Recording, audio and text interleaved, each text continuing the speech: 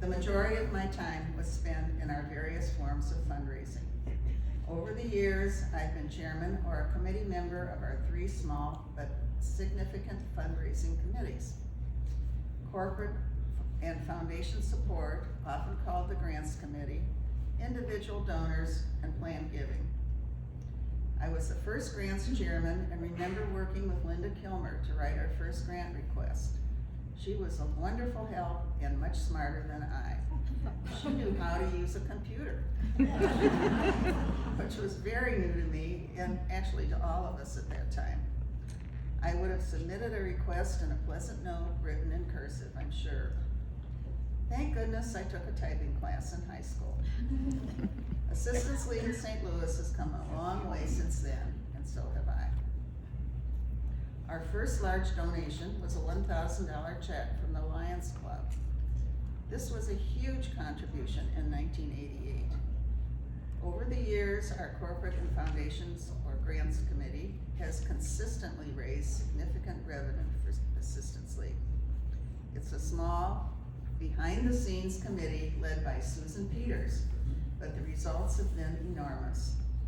Last year, this committee raised over $141,000. Over the last 20 years, Susan and her team have raised over $2 million. I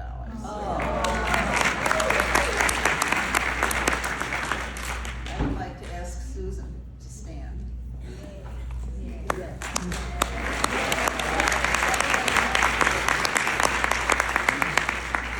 She's been the chairman of this committee for so many years. And now, would anyone who has worked on the grants committee please stand to be recognized?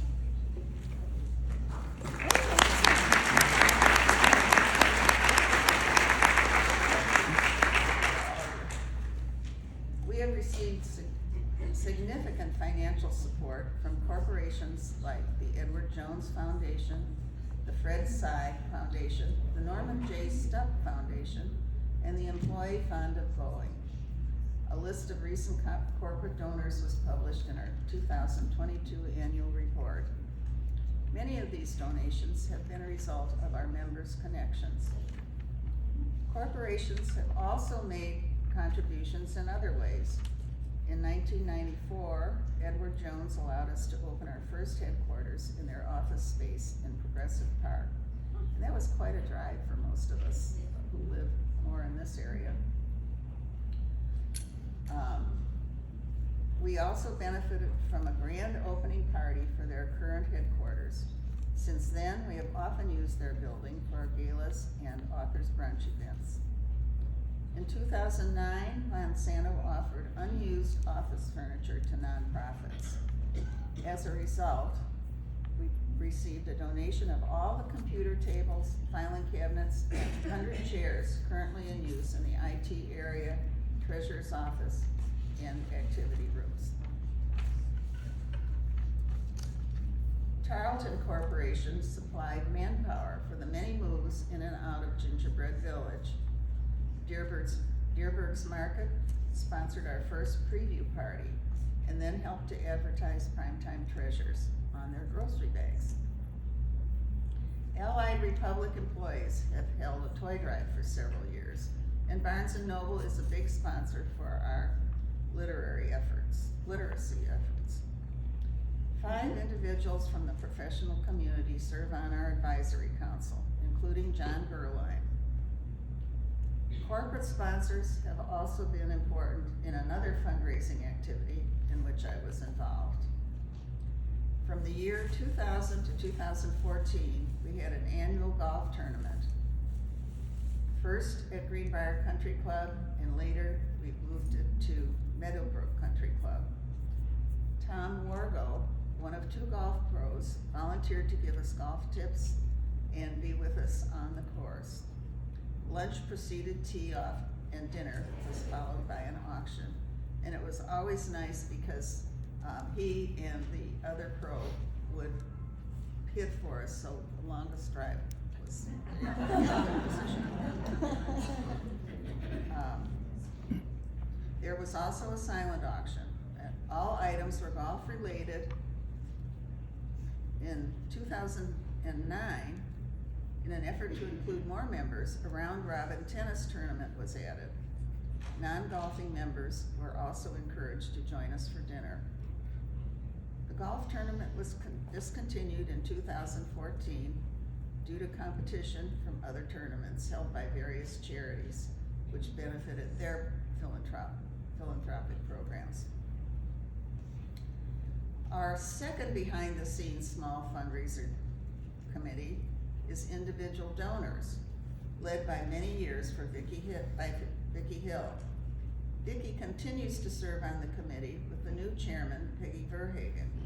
This two-person committee produces our annual fall appeal and handles the paperwork required to recognize contributions for memorials and honorees. Last year, this committee raised over $155,000, and over the last 30 years, this committee has raised over $1.5 million.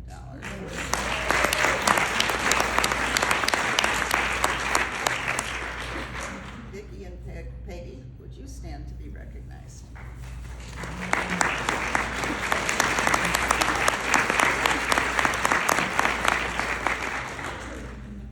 Our members are important individual donors, often through contributions labeled gifts in kind, creating baskets for our galas and authors' brunches, donating cosmetics or sewing bags for Rose, houseware items to outreach, or preparing treats for gatherings.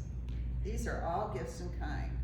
Each may seem small, but few of us realize that last year, the total value of gifts in kind donation was $263,000.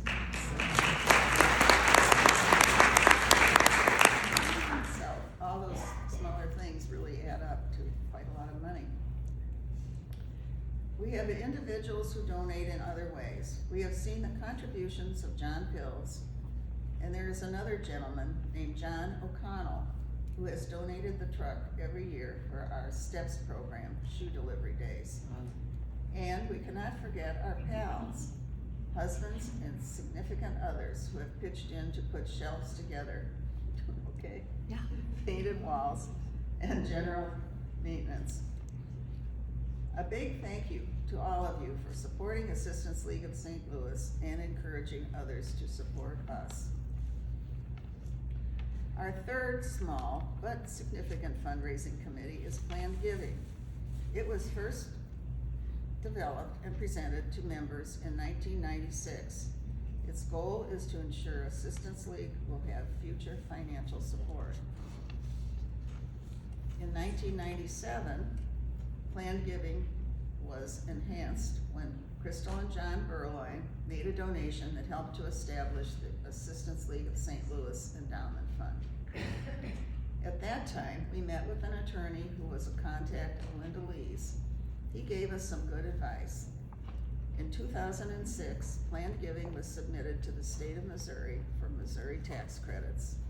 We also received a donation from a member who had been very interested in Planned Giving, and Assistance League was named as a beneficiary of her charitable remainder trust. Many of you will probably remember her, Jan Williams, who was very active in the organization, and unfortunately she passed away at a too young age. Oh, sorry, my arms. I'm not surprised. Do you want me to? No, I'm. Okay. In 2012, Assistance League hired a Planned Giving consultant to help us establish a formal campaign.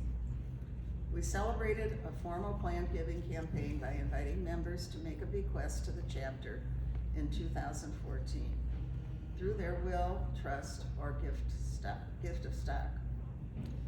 Members who made a bequest became part of the Star Legacy Group, and their names are found on the wall at headquarters.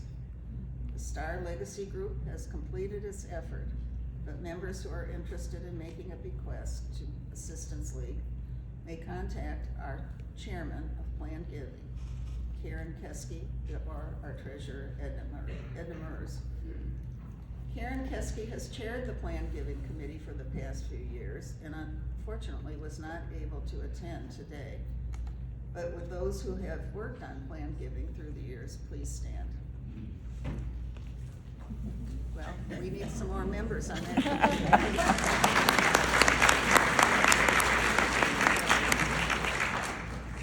As you can see, each and every one of us is responsible for our successful fundraising.